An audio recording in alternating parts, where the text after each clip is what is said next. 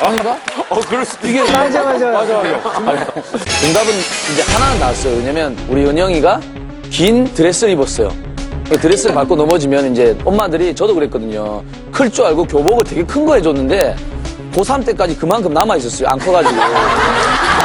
되게 불편했어요. 살면서 너무 싫었는데 일단 엄마들은 왜냐면 더 입어야 되기 때문에 항상 큰 옷을 사주다 보니까 이게 이제 밟고 넘어지는 경우가 있고 그분은 머플러가 길어가지고 그거를 구두로 이제 밟고 넘어지신 거예요.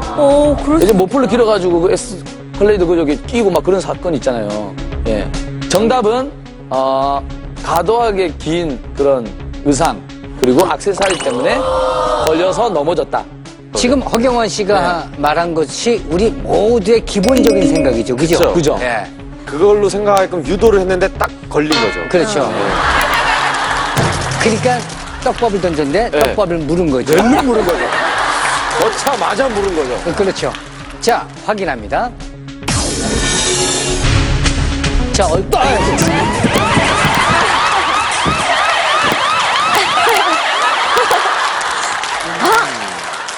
갑자기 떠오르는 게 있는데?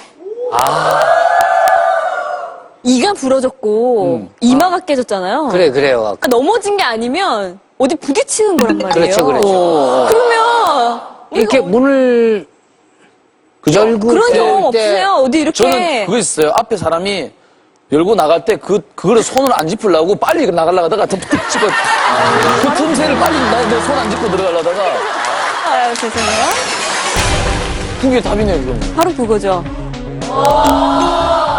거의 그렇죠. 문이 이렇게 닫히는 게 자동으로 닫히잖아요. 열면은 닫히기 때문에 이거를 좀 잡아주고 가면은 뒷사람을 위해서 그거 굉장히 꼴불견이거든요.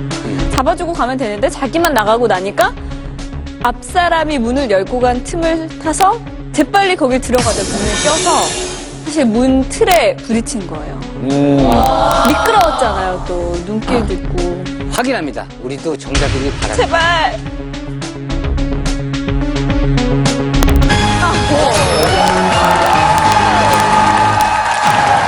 위기 탈출 넘버 원. 정답은 앞사람이 놓은 문에 부딪혔기 때문입니다. 앞서 만났던 6살 은영이는 엄마의 모임에 따라갔다가 식당 밖에서 놀게 됐는데요. 추위에 온몸을 녹이려 건물 안으로 들어가려는 그때 마침 문을 열고 들어가는 어른의 뒤를 따라 뛰어들어가는 은영이. 맞아, 이게 정말 위험해요. 하지만 앞사람이 무심코 놓은 문에 얼굴을 부딪히게 되고 결국 이가 부러지는 사고를 당하게 된 겁니다. 미나 씨의 경우에도 머플러가 바람에 날려 건물 안으로 떨어지게 되자 다시 건물 안으로 들어가려다가 앞사람이 놓은 문에 머리를 부딪혀 이마가 찢어지는 사고를 당하게 된 것.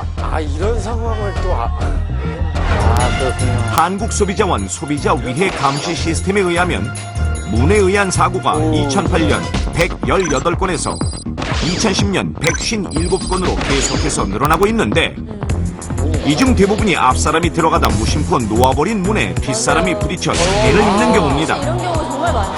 특히 14세 이하의 어린이들이 사고를 당할 경우엔 이가 부러지거나 반동에 의해 머리를 부딪혀 경추가 부러지는 등의 큰 부상으로까지 이어질 수 있습니다.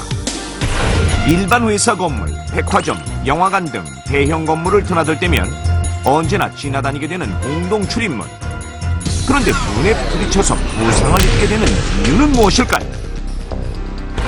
일반적으로 큰 건물의 출입문은 가로 0.9m, 세로 2.1m가 평균 규격이고 유리문 한쪽의 무게는 약 55에서 60kg, 성인 몸무게 정도입니다.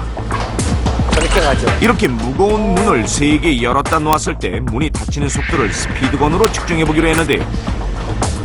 자, 이때 속도는 시속 22km. 이렇듯 문의 하중이 빠르게 닫히면서 뒷사람에게 큰 충격을 주는 것. 그렇다면 닫히는 문의 파괴력은 어느 정도일까요? 수박이 닫히는 문에 부딪힌다면 어떻게 될까요? 문 앞에 수박을 두고 문을 열었다 놓기로 했는데요. 실험맨이 문을 열고 건물로 들어간 뒤 빠르게 닫히는 문. 쿵탁한 소리와 함께 문에 부딪힌 수박은 쉽게 깨져버립니다. 자세히 살펴보니 그저 문이 닫힐 때의 힘만으로도 수박이 반토막 날 수 있다는 사실. 이번에는 어린아이가 부딪히는 상황을 가정해 아동 마네킹을 문 앞에 세워놓는데요. 실험맨이 문을 세게 밀고 나가자 빠르게 닫히는 문이 아동 마네킹과 충돌합니다. 머리 부분이 문에 세게 부딪힌 마네킹. 아니나 다를까 눈 주위와 이마가 깨진 모습을 확인할 수 있었습니다. 이렇듯 세게 닫히는 문에 아이가 머리를 부딪히게 되면 목이 뒤로 젖혀지면서 경추에 과도한 꺾임이 일어날 수 있는데요.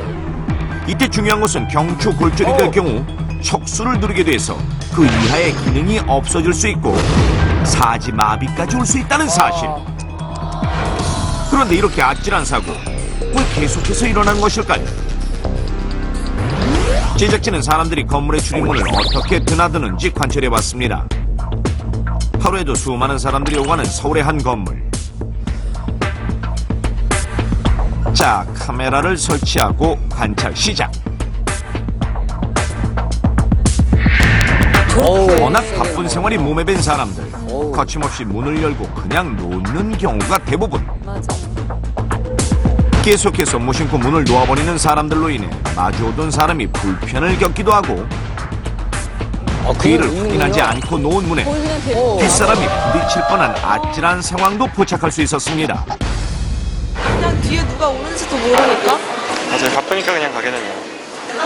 바빠가지고 그냥 가끔 못 볼 때는 그냥 문 밀고 그냥 들어오는 경우가 있어요.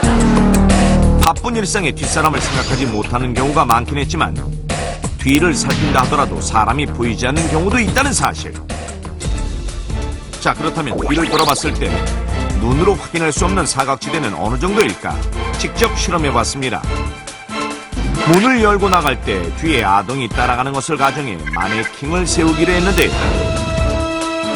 뒤를 확인하고 마네킹이 보일 경우엔 문을 잡아주고 보이지 않을 경우엔 문을 닫기로 약속했습니다. 마네킹 설치 여부를 모르게 하기 위해 음악을 듣게 하고 안경에 설치된 카메라로 실험 참가자의 시선을 찍기로 합니다. 마네킹을 세워놓지 않은 경우 뒤를 잠깐 돌아보는 참가자, 이내 문을 닫고 갑니다. 마네킹이 없다는 것을 확인한 참가자, 확인하고요. 자신있게 문을 닫는 모습을 확인할 수 있었습니다. 자, 이번에도 마찬가지로 헤드폰을 쓰고 기다리는 참가자.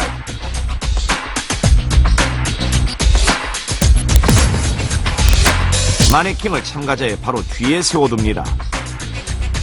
그렇게 아주 아이들은 가까이 세워진 뒷사람하는 경우가 마네킹. 많은데. 안경에 설치된 카메라에는 마네킹이 전혀 보이지 않는다는 놀라운 사실. 충격적이게도 뒤를 확인했음에도 불구하고 마네킹을 보지 못한 참가자는 문을 놓아버리고 마네킹은 문에 부딪히고 맙니다. 처음에 뒤돌아보라고 했을 때 전혀 보이지 않았는데 나중에 마네킹이 있는 걸 보고 굉장히 깜짝 놀랐어요. 나는 법이 평소에 무의식적으로 뒤돌아보면 아이 같은 경우는 전혀 보이지 않을 것 같아요. 전방을 보고 있을 때 두 눈은 각각 바깥쪽으로 95도, 아래쪽으로 70도의 시야를 가집니다. 하지만 뒤를 돌아볼 때는 시야가 좁아지고 특히 어깨 때문에 아래쪽 시야는 더 좁아집니다.